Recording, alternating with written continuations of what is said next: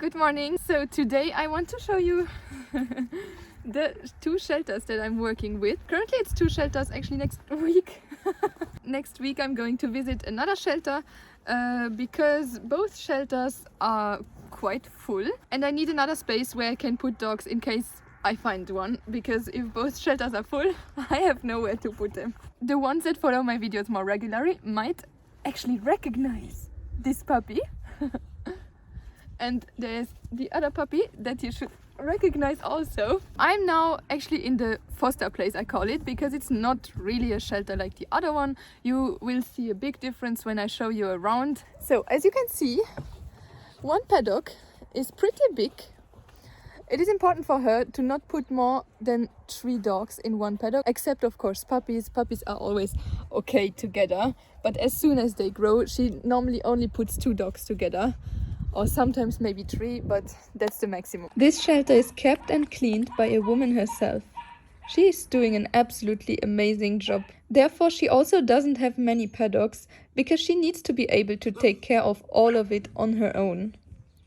This is also the biggest difference between her shelter and Dragos' shelter. Here, it's way more calm for the dogs. She is asking high fees for foster, but if I put a dog in her shelter, I know it will be fine and good taken care of, which for me is the most important. Also, in her shelter, it is easy for me to train the dogs, as the environment is stress-free and it's easy to have access to all the paddocks and to all the dogs. I have now 9 dogs here in this foster place, but some of them live in the paddocks, some of them live in the house also. She also takes dogs in her house if it's wanted, and for some dogs I just think it's the better solution. This is the place from a little bit further. Not all of these dogs are mine, of course. Only some of them. Okay, let's go to visit Dragos' shelter now. This is actually the back of the shelter. Normally we enter from the other side. This might seem very big now, but in reality the shelter is not even half of the whole land. Before starting to show you around, I have to explain that Dragos built this shelter all of his own money. He first bought the land and built some strong paddocks with the space inside and the space outside for the dogs.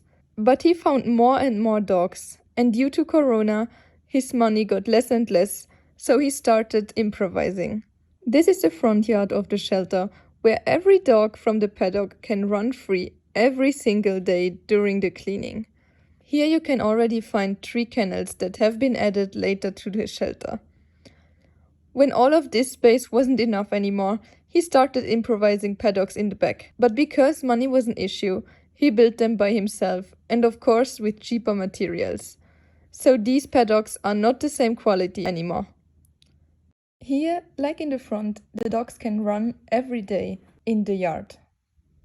Between the old paddocks and the new paddocks, we have the worker's house, where the worker is living. Dragos' dogs are never left alone in the shelter to avoid fights and bad injuries.